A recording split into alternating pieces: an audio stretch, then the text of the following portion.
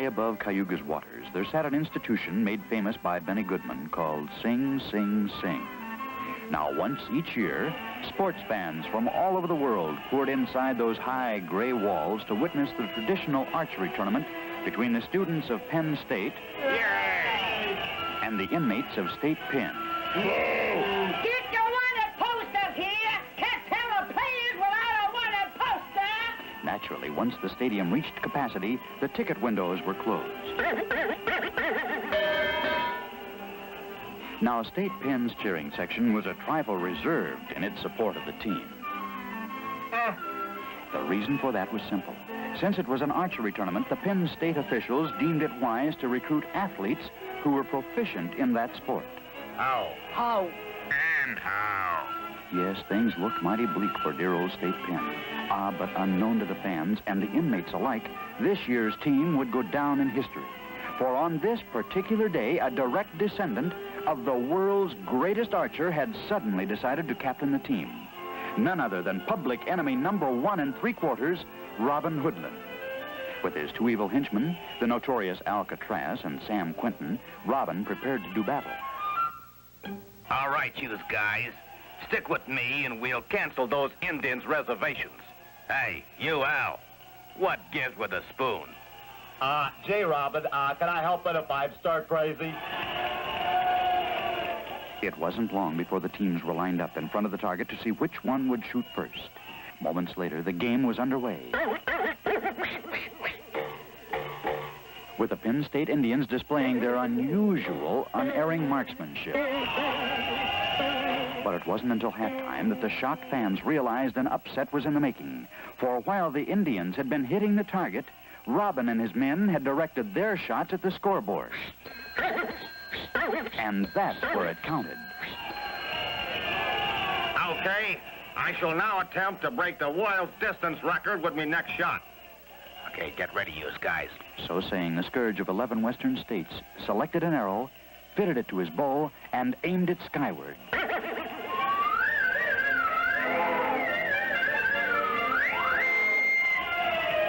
Yes, with that one magnificent shot, Robin not only broke the distance record, he broke out of jail.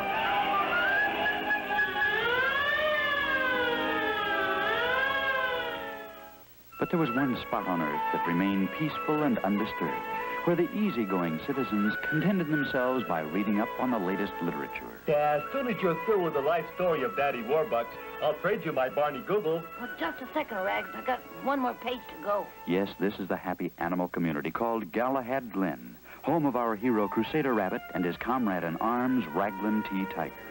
Yes, Galahad Glen, snuggled quietly in the soft green hills of Schmerwood Forest, where the...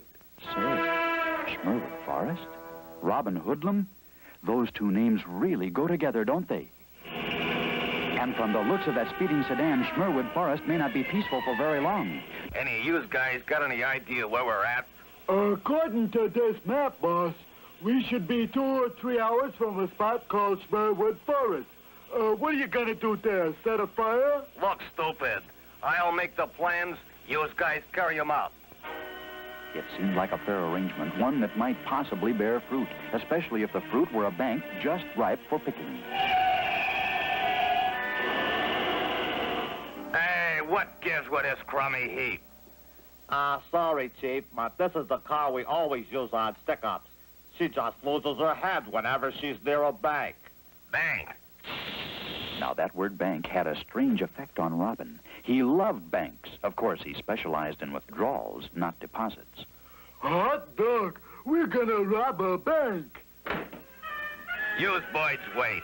I'll be right out. All eyes widened in amazement. True, Robin was known for his reckless and daring nature, but would he go so far as to hold up the bank on his own? Gee, Robin, you sure have got noise. A stick-up all by yourself.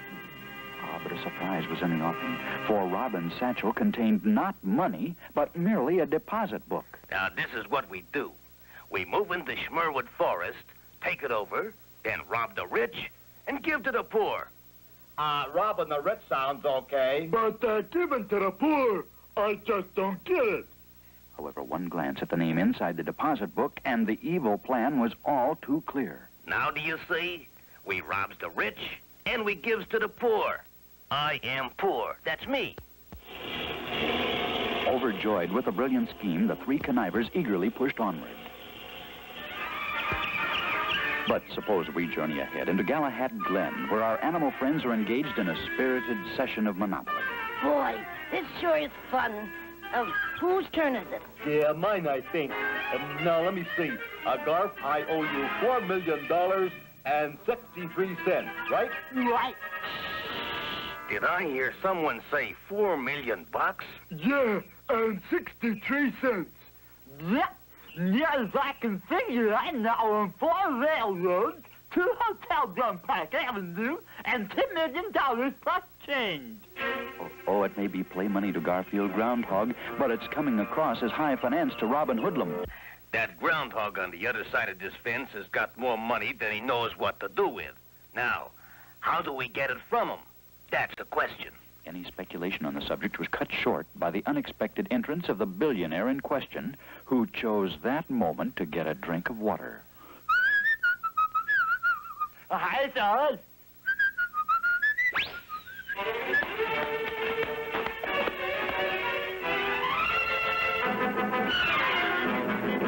As time wore on, the three-handed Monopoly game showed signs of becoming two-handed. Yeah, Garf's sure taking a long drink. Yeah, looks that way. Don't suppose he fell in the well. No. Alas, if Crusader but knew, poor Garf sat bound and gagged as an unwilling traveling companion to Robin Hoodlum. Hey, boss, I just happened to think kidnapping is against the law. Who said anything about kidnapping, Stoop? This is groundhog napping. It seemed the wily Robin had all the answers. He also had a hideout, an ancient, decaying castle that lay hidden on a remote section of Bleak Island. What is this place, boss? Disneyland? This, boys, is our headquarters from here on in. Welcome to Canterball Hall. Thus, a few moments later, the outlaw group were settled comfortably in the eerie building. Now, first, we gotta send off a ransom note. Anybody got a pen? Oh, don't say that, boss. What'd they say? What'd they say? Pin. Oh, sorry, lost my head. Now, let me see. To whom it might concern. For the nonce, suppose we leave these foul balls and return to Galahad Glen, where the search for Garf has proven mighty fruitless. Garfield Groundhog! Garfield Groundhog! Yeah, hey, didn't we go through this before in another story? Yeah, I think so. Hey, but where could he have gone? Golly, if anything's happened to him, Yeah, what do you know about that? There's an arrow growing out of that tree. Closer inspection revealed it to be the bearer of sad tidings. Oh, but gosh, listen to this. To whom it might concern, send $1 million to me at Camphor Ball Hall, or it's Hoyton for the groundhog. Signed, Robin Hoodlum. P.S. Regards to Mom. We gotta rescue Garf all by ourselves. Alas, that might take a bit of doing, for unknown to our courageous twosome, Robin Hoodlum had taken certain precautions against a surprise attack by stocking the lake surrounding Bleak Island with dreaded beasts known as crocodilians. Thus, when Crusader and Rags arrived upon the scene, they found some rather loathsome obstacles awaiting them. Crocodilians? I never heard of them. Thanks to a copy of Who's Zoo, a quick check brought the startling answer. Oh, here it is. Crocodilators. A crocodilator is a crocodile with alligator shoes who stomps his victim. Moments later, the stalemated heroes were engaged in a verification of the Who's Zoo description. First, a few old tin cans were tossed into the drink. That came out as sheet metal. Then a handful of grapes. That came back as a bottle of wine. It was obvious that here was a most formidable foe. Well, that sure stops any idea we might have had of swimming across the lake. True, it did put a crimp in their plans.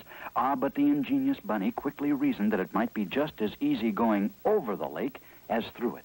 A few tall branches from some nearby trees was all our friend needed. Now, have you got the idea, Rags? Yeah, sure. All we gotta do is hold on to the pole and jump across the lake. Right. Only don't forget to let go of the pole on your way over. Yeah, never fear. In college, I wasn't a four-letter man for nothing. Okay, Rags. Here we go. With a roar, our two lads rushed to the takeoff and launched themselves into the completion of a prodigious pole vault. Or at any rate, they launched themselves. Actual completion seemed rather remote, seeing as how both the four-letter man and his furry friend had forgotten to let go of the pole. Correct me if I'm wrong, but somehow I get the feeling we sort of miscalculated it somewhere along the line. Jeepers, now we're stuck up here. That wasn't the only problem. Below them, the crocodilators resented the intrusion and promptly proceeded to stomp the water in a frenzy. Hey, someone's rocking the boat. Yeah, well, hold on, Rags. Hold on. While our lads are busy, suppose we peek in at Camphor Ball Hall, where Robin Hoodlum has reached the end of his patience. Well, looks like that ransom note I sent didn't work. You want I should exterminate the groundhog, boss? Nah, I got a better idea. Throw him in the target room. If that money don't get here soon, we'll use him for practice. Poor Garf. Without some quick help, his hours were numbered. Speaking of help, Crusader and Rags could have used that commodity themselves. Yeah, if this keeps up, your TV set is going to need a new horizontal tube. But just when their plight seemed hopeless, our tiny hero applied his super keen 20/20 vision and came up with a possible solution. Hey, Rags, Kiki, can you whistle way down upon the Swanee River? Yeah, but this ain't no time to audition for Lawrence Welk. However, Crusader had something else in mind, for he had spotted a crocagator who wore taps on his alligator shoes. Well, it just might work. Anyway, it's worth a try. So saying, our hero puckered up and gave forth with a sterling arrangement of the Stephen Foster classic.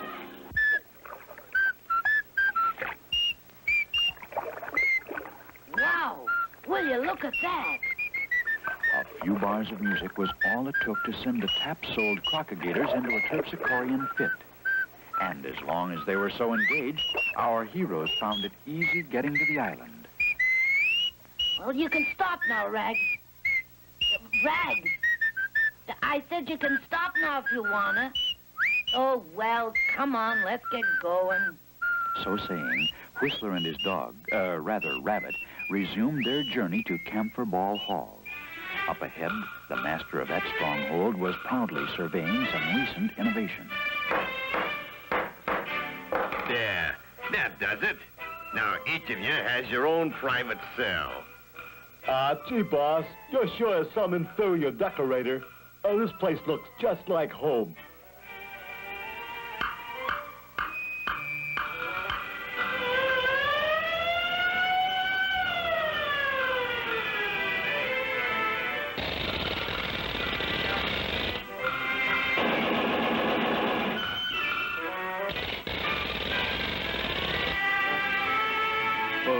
Sort of gets you right here, don't it? Knock that kind of talk off. You mugs know I'm sentimental. Oh, by the way, I'm expecting some of the boys from the big city. Let me know when they get here. On the subject of new arrivals, Crusader and Rags finally reached Camphor Ball Hall. Gee, getting in there is gonna be a problem. They'll never give Garf up without the ransom money. Yeah, I've got about 500. Dollars? Nope, green stamps. I got it. Hey, maybe there's a way of sneaking in. Subsequent investigation, however, proved there wasn't.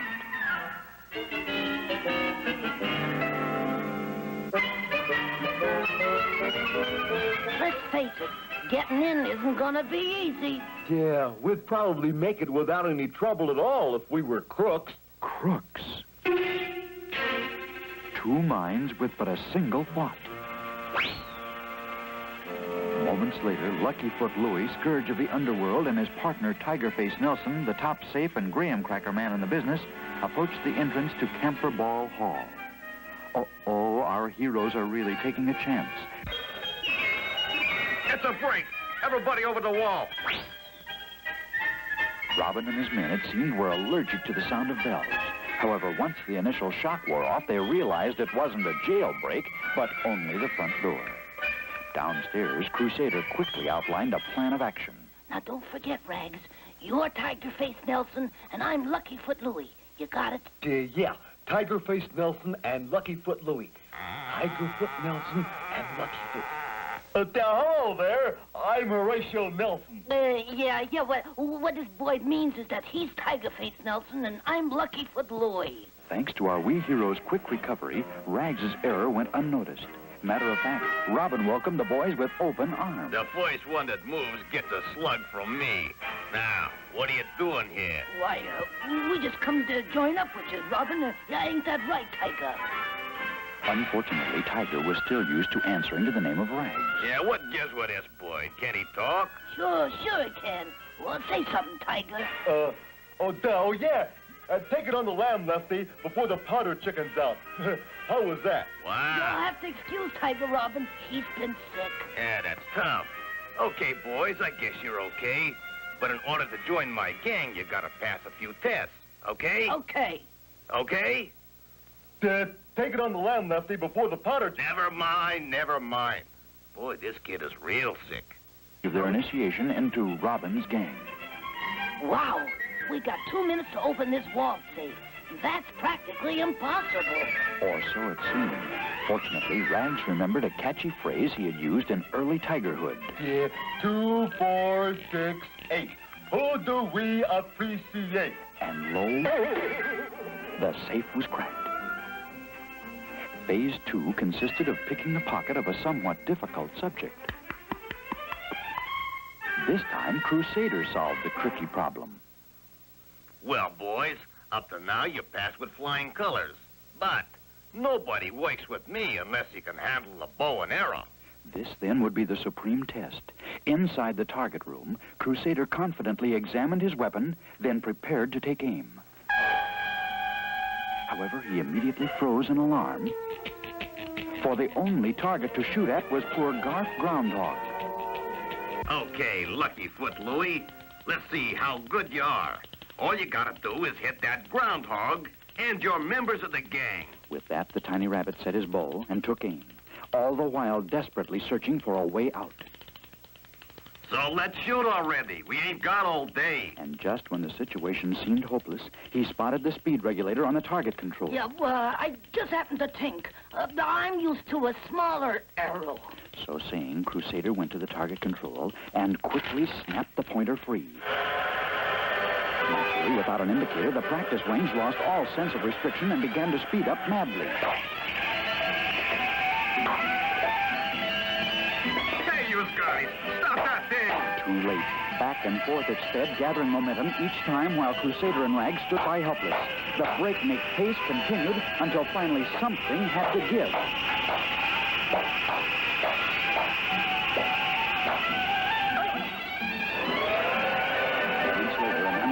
Flying object dropped into the lake surrounding Bleak Lake, followed closely by Garth Groundhog.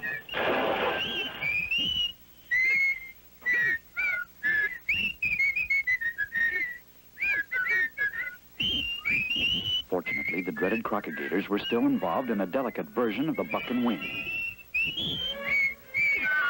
In no time at all, Garth, albeit slightly shaken and damp, had made it to shore and promptly set off for Galahad Glen.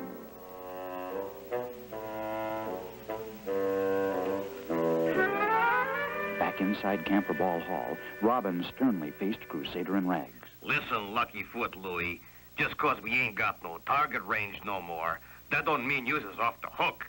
You's still gotta shoot that bow and arrow. Yeah, sure, Robin, sure, but there don't seem to be no target. That's what you think. Yes, our wee hero hadn't reckoned with the gang leader's ingenuity. Sure enough, before you could say William Tell, a target was provided. You want me to hit that apple? I ain't particular. Either the apple or the tiger. Tell you what, not only will I hit the apple, but I'll make a trick shot in doing it. This was courage. Of course, Crusader hadn't noticed that thanks to Rags' never-ending appetite, his target had diminished in size. Okay, Louie, shoot. And you's better be good. Good is right. Let me see now.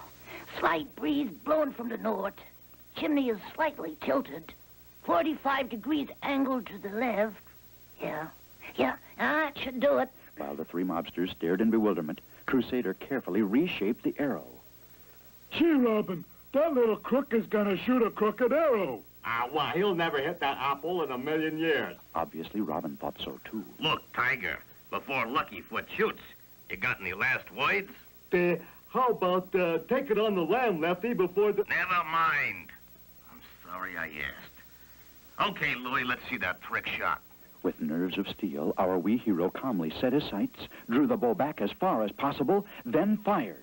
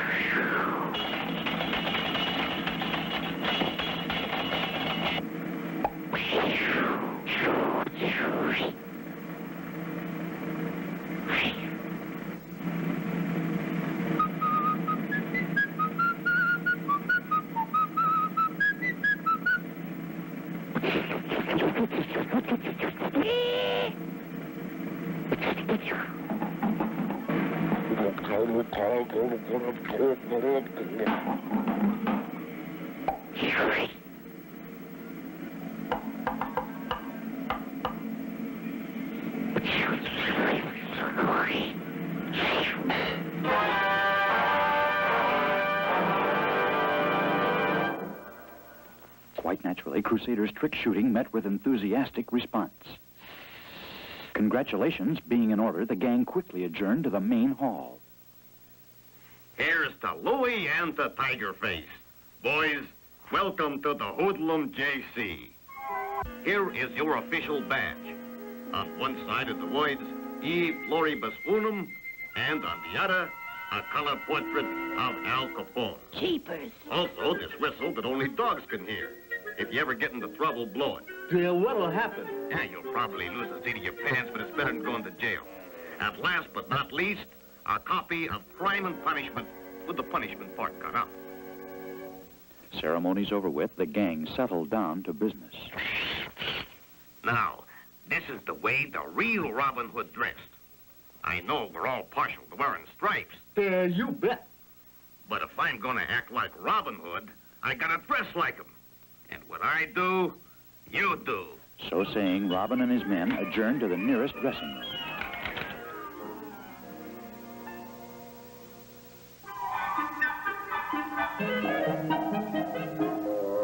Okay, now our first job is this. I got a contact in Detroit who can use tires. The only place around here with any sizable amount is the drive-in movie. So, we'll steal the tires off the cars. Golly, we can't let him do that. You're darn right we can't. Before long, the gang was on its way to the nearest drive-in movie. Relax, you guys. This is gonna be a cinch. I even sent the Tiger ahead to case the joint. But upon arrival, they met with severe disappointment. For not only had they seen the picture, but the tires were in no condition for stealing, thanks to Rags' tireless efforts. Well, I got a contact in Sheboygan who can use gunpowder. Once again, they sped to the scene of a hoped-for crime. But once again, Rags had been dispatched to see if the coast was clear. All clear? They're all clear.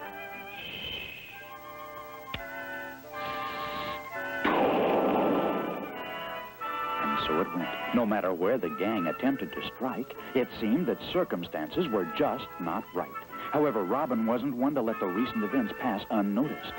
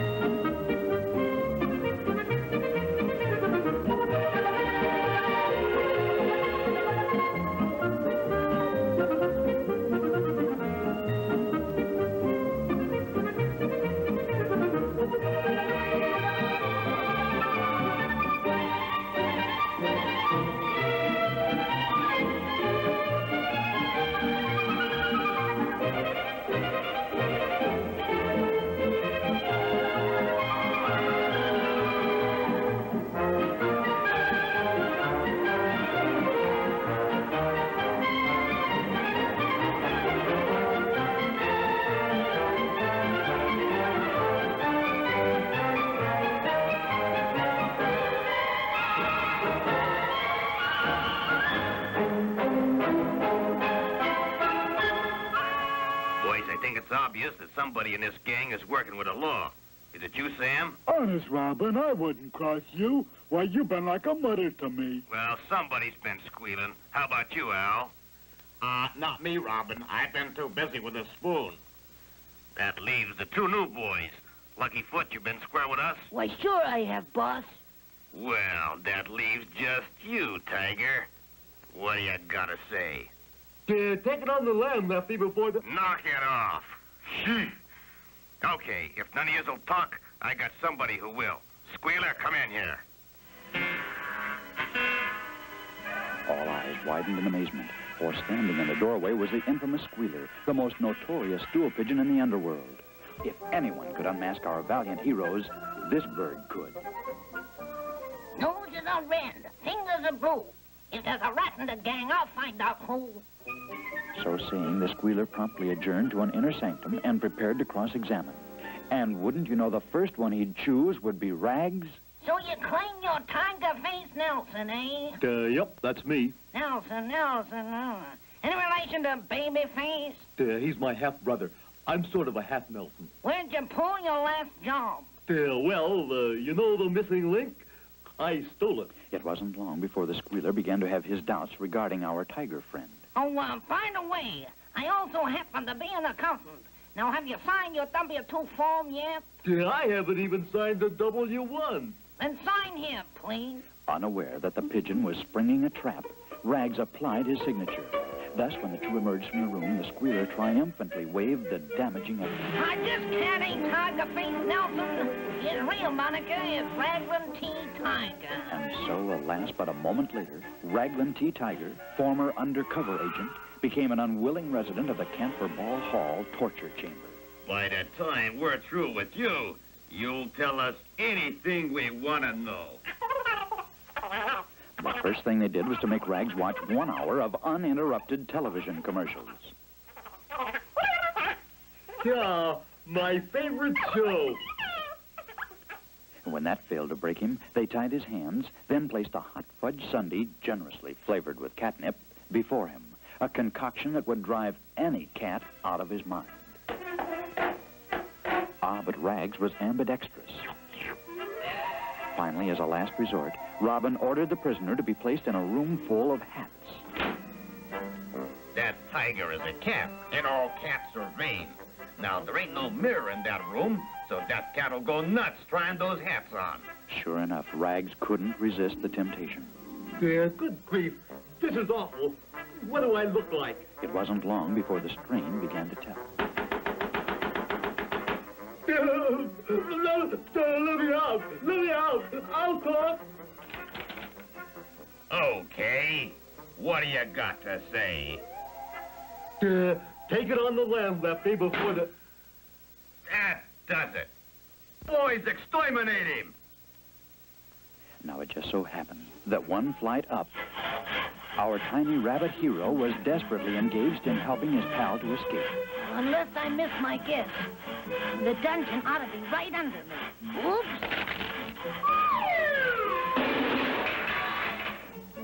True, the dungeon was there, but unfortunately, Rags wasn't. Rags! Hey, Rags! Oh, golly, don't tell me I'm too late. So it would seem, for Rags was now part of a deadly caravan heading for a deserted old shack.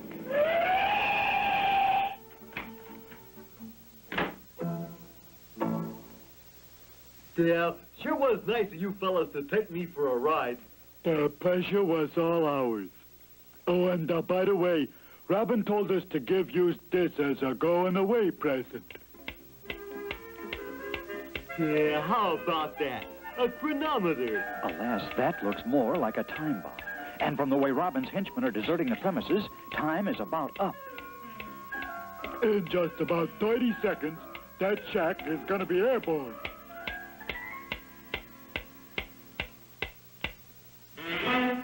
Yeah, hey, the darn thing stopped running. Something went wrong with the bomb. Oh, well, so we'll have to shoot him, that's all. But alas, Rags by now was carefully inspecting the contents of his new chronometer. Naturally, this alarming sight was enough to scare anyone. Head for the hills. That crazy tiger will blow us all up. Near as I can figure, the main spring is run dry. Oh, well.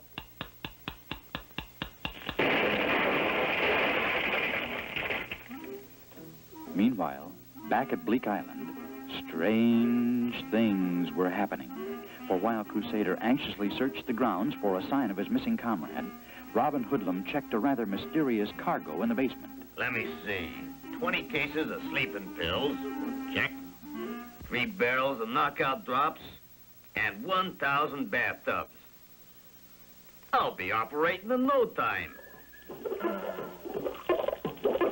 Sure enough, it wasn't long before Robin had a combination laboratory and moonshine still hitting on all fours. Crusader's search for the missing rags finally brought him to the site of this odd distillery. Jeepers, what's going on here? Snooze, a product of the R. Hoodlum Bootlegging Corporation. Wonder what it's for. It's for robbing a bank. That's what it's for. Go ahead, take a sniff. Wow, that stuff is powerful. And so were Robin's plans. The nearest town is Lukupu Junction. Now all we gotta do is sell the suckers this snooze. And in no time, the whole city will be knocked out. Then we merely walk in and rob the bank. Simple? Yeah, but who's gonna sell this snooze? Who indeed? Get your bottles of snooze here. Only $1.25. How many bottles we sold so far? Near as I can figure, none. With those results, Robin decided upon a more extensive advertising campaign.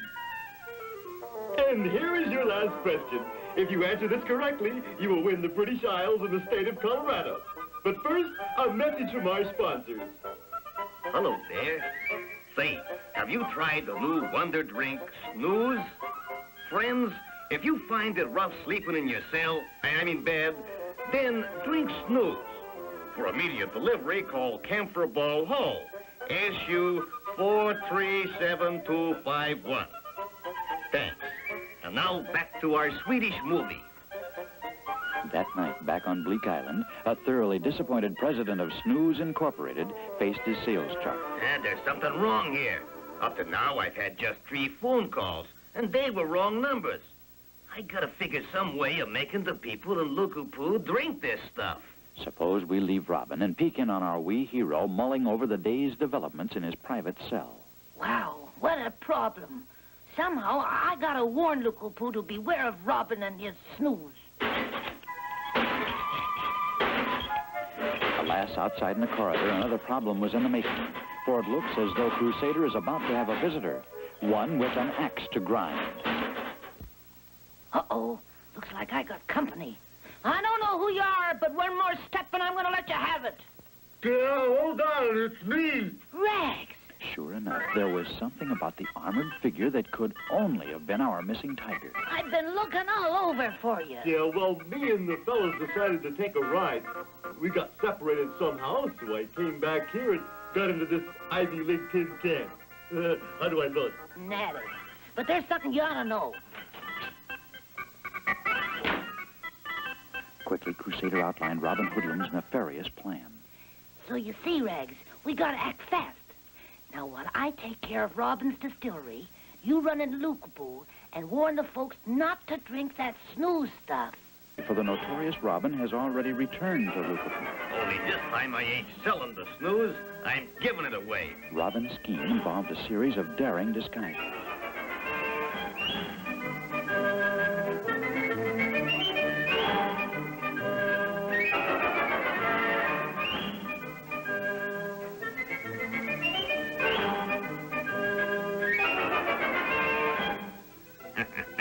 In about 2 seconds, this town is going to be out on its feet. Sure enough, in no time at all, Robin's ominous prediction came true.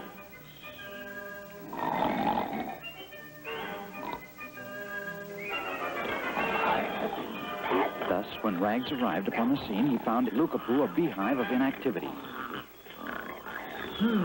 Must be siesta time. Indeed, it certainly looked like it. Now, there's what I need, a nice, cool drink of water.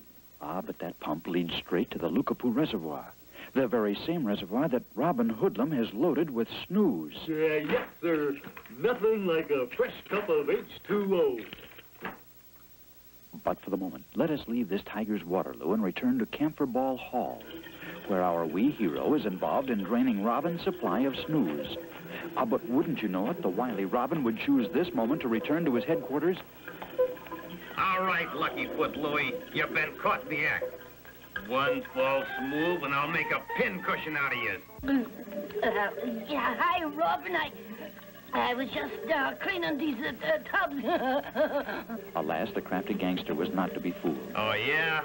Well, you're a phony, and so is that mustache. A reasonable deduction when you consider that our hero's recent exertion caused his disguise to migrate elsewhere. Oops. Unmasked for the hero he was, Crusader was invited to take up immediate residence in the highest tower of Camphor Ball Hall. Golly, what a mess. Now Rags is our only hope. Yes, but at that very moment, Rags took his first taste of water generously seasoned with snooze, a drink guaranteed to knock anyone out. Say, that's good.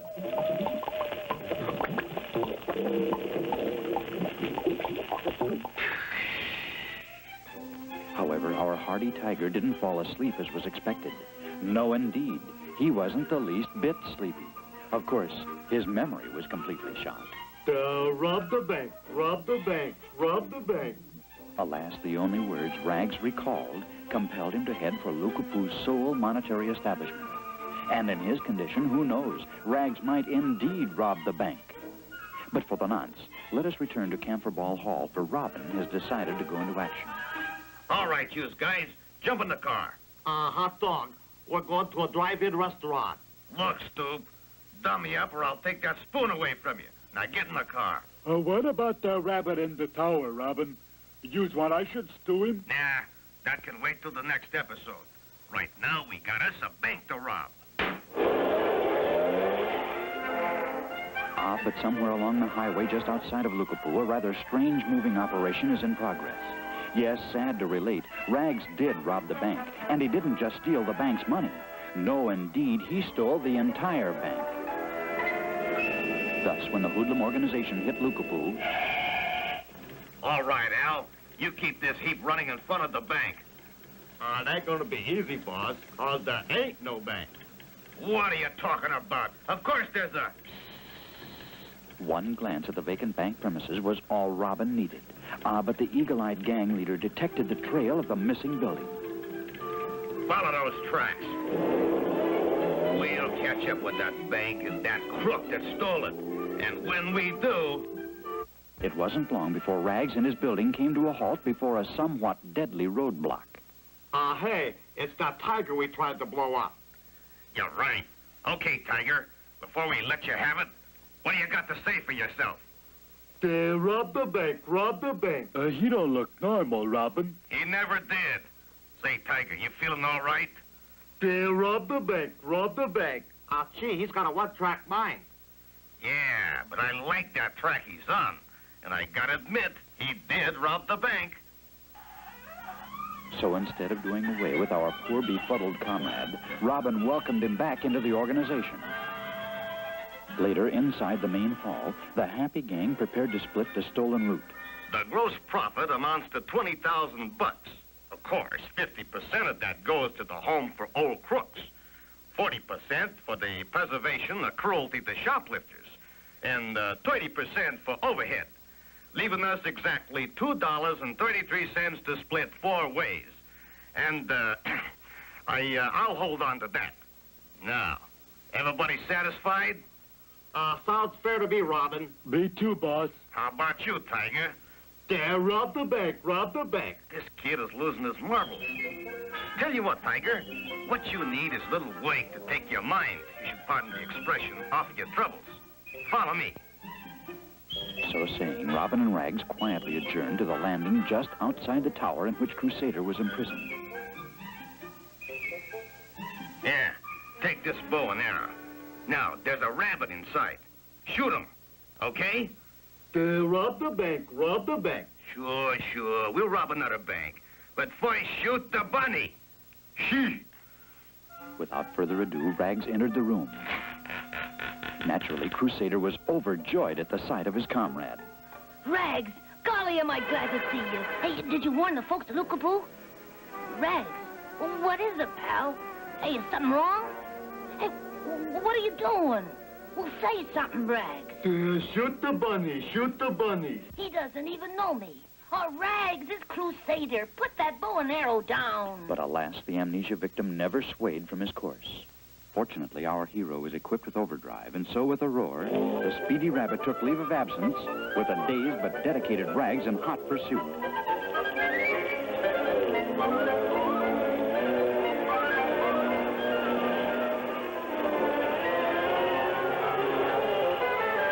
wasn't until our chase reached the kitchen on the main floor that Crusader came to a halt. Oh, let me see. Oh, if I can stall Rags off for a couple of minutes, I might be able to come up with an antidote for his amnesia. I got it. A phone call. Thus, when Rags appeared... Hello? You want to speak to Rags? Just a second. It's for you. Yeah, hello. Say, we're in the middle of a cartoon here, so make it snappy. Huh? Yeah, of course I paid my dues. We'll never forget. Oh, that should bring his memory back. So saying, Crusader went to work. 2 eggs. A quarter pound of halva. A child serving of hominy grits. And some shellac from an old B. Wayne record. Now, we mix the ingredients together. May need a dash of pepper. Oh, well. Yeah, no, I don't have no Yellow Cross benefits. Oh, well, back to the script. Shoot the bunny, shoot the bunny. Hold it, Clyde. Before I get shot, I'd like to propose a toast. Here, drink this, okay? To your health. Huh? Oh, how was it? Could have used a bit more pepper. Well, maybe so, but how about your memory? Oh, heck, I had my memory back a long time ago. You what? Then how come you've been chasing me all over the place? As an actor, it behooves me to follow the script. What the words say, I do. Yea, in the words of that immortal... Never mind. Come on, we got more important things to do. We gotta get out of here. And that might take a bit of doing. Sam, Al, spread out and search every nook and cranny in this joint. The moment you spot anything resembling a bunny or a tiger, shoot it. Luckily, our comrades overheard the dire threat. Uh-oh. I think we better go into hiding. It seemed like a good idea. But Robin and his scallywags were old hands at spreading dragnets. I got a funny feeling those animals are in this room. Turn on the light, Al. Look, Robin, a lamp in the form of a moose. And check this TV set. Ain't that a weird picture? What was even more weird was the set's behavior. What do you know? It's a portable. Yeah. What won't they think of next? A lamp with rabbit ears growing out of it. And a TV set with a tiger's tail for an antenna. If that don't beat... Stop that furniture! Too late. The furniture was already on its way across the drawbridge. That does it. We'll never stop them now. Sam, pack up all our equipment. Al, you get your spoon and bow and arrow and stand guard. If I know them two animals, they'll be back with help. Robin wasn't very far from wrong. Sure enough, no sooner did Crusader and Rags reach Galahad Glen than they stormed into the town hall. Mr. Mayor, wake up. Oh, it's you. We got no time to lose. Where's the rest of the council? Well, now, the last I heard, they was watching a hot tiddlywinks match down at Perkins' snooker parlor. Yeah, what's up, Sonny? Well, it's Robin Hoodlum and his gang. And unless we stop them, they'll get away with all of Lookapoo's money. Oh, tut-tut, boy. We'll do something about it in the morning. Or at least by Saturday. Fully aware that the situation demanded more immediate action, our hero resorted to other measures. Now, one would suppose that such a glorious cause would bring the citizens on the run. But alas, when our hero returned to recruiting headquarters... Well, Rags, that should do it. Oh, are the new recruits in the tent? Yeah, you could say that. Well, We're all set to go in a battle. Battle? Why, heck, with what we've got, we couldn't whip the Andrews sisters. Sure enough, one glance inside the tent, and the pitiful story was all too clear. Offhand, I'd say my efforts were wasted. Oh, well, never did so much have to be done by so few. Outside the tent, the little army faced its commander. Rags, you'll be the sergeant, seeing as how you already got the stripes. Yes, sir. Private Porcupine, you'll be in charge of ammunition. Pilot Bald Eagle, you'll head our air patrol. And last but not least, Cadet Skunk, you'll be in charge of the gas attack. Hot dog. And will I show 'em? Let me give you a demonstration of how I... Strangely enough, the ranks chose that moment to fall out. Sometime later, Schmerwood Forest was invaded by the Galahad Glen Army of Salvation, led, of course, by its courageous leader, our own Crusader, followed closely by Cadet Skunk and the others. But for the moment, let's look ahead into what will soon become a battlefield, dear old Camphor Ball Hall. Now, here's an odd picture. What do you mean, odd? According to the grapevine here, we're about to have visitors. Well, they won't catch us napping. Al, show 'em the secret weapons. First, we got this huge jawbreaker, which, when exploded, bursts into millions of devastating tiny flavor buds. Next, a burp gun that shoots bicarbonate of soda. And last, and the best of them all, a double-cross bow. An imposing array of weapons, to say the least. And the more so when you consider that our boys were attempting to storm the castle with practically no arms at all. Yeah, what'll we do first? Send them a nasty letter? I'm afraid that wouldn't do much good. No, now we'll just have to fight with what we got. Okay, men, over the top. With the battle standard held high, the little group charged into attack. Or at any rate, they charged. Unfortunately, the enemy had chosen that particular moment to launch an offensive of their own.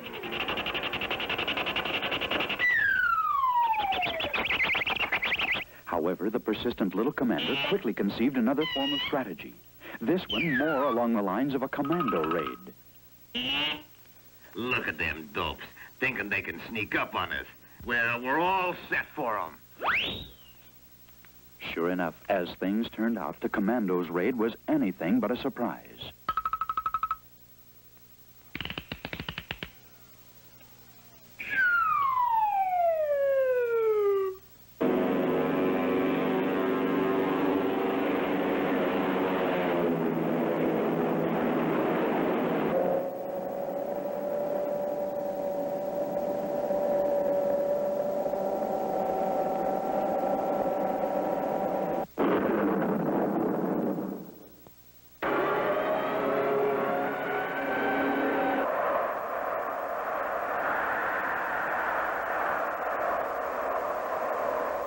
In desperation, the gallant Legion even resorted to the most offensive they had. But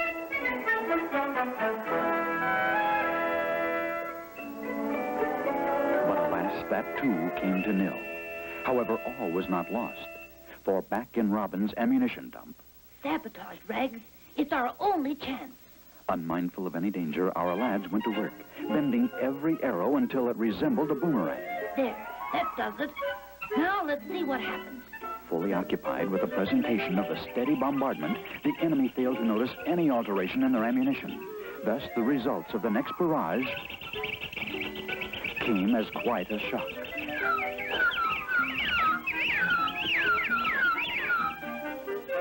Fully back, little Robin. Them pigs are coming back this way. Everybody run for cover. Too late, not only did the arrows return to the launching site, they also relieved the villains of combat duty. Well, men, we did it. Victory is ours. Ah, but the job wasn't over. Not until Robin was safely back in stripes, putting his archery talents to good use. I don't mind. Who knows? Someday I might even get to work on arrow shirts. As for Lookapoo, not only was the money returned, but the bank as well. The main thing was that Schmerwood Forest was no longer under an evil hold. Gone were all traces of criminal activities. Matter of fact, over on Bleak Island, Camphor Ball Hall is the scene of nightly joy and merriment. For although Robin Hoodlum has departed, he left behind the spirit of jolly old England. Yes, each evening, along about dusk, the Galahad Glen Little Theater delivers a sparkling recital of Shakespeare. Alas, poor Yorick. I knew he was well. Brought him about 20 barrels a day. Ah, but the hit of the show, the real sensation, were the 20 dancing girls. That is, if you cared for the buck and wing.